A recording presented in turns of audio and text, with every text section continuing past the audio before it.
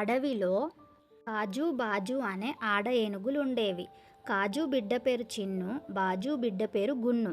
కాజు ఎంత స్నేహంగా ఉన్నా బాజు మాత్రం దాని తెలివి, సమయస్ఫూర్తి చూసి అసూయపడుతూ ఉండేది.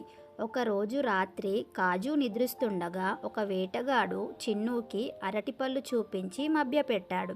అది వాడి దగ్గరికెళ్ళగానే కట్టేసి తీసుకెళ్లడం బాజు చూసింది. అయినా కూడా చూడనట్లే ఉండిపోయింది. ఈలోపు కాజుకి మెలకువ రావడంతో వెంటనే వెళ్ళి వేటగాడి బారి నుంచి బిడ్డని కాపాడుకుంది. ఇదంతా బాజుకి తెలియనట్టు చూస్తూనే ఉందని కాజుకి అర్థమైనా దాని బుద్ధి తెలుసు కాబట్టి అంతగా పట్టించుకోలేదు. ఇంకో రోజు బాజు తిండి ధ్యాసలో పడి గున్ను నది ఒడ్డుకు వెళ్ళడం గమనించలేదు. కానీ ఒడ్డునే సేదా తీరుతూ అదన కోసం చూస్తున్న మొసలికి గున్నూని చూడగానే నోరూరింది. మెల్లగా దాని దగ్గరకొచ్చి, బుజ్జి, కాళ్ళు లేని దాన్ని, కాస్త గాలి పీల్చుకుందామని బయటికొచ్చి తిరిగి నీళ్ళలోకి వెళ్ళలేకపోతున్నాను, కాస్త సహాయం చెయ్యవా అంటూ బ్రతిమలాడింది.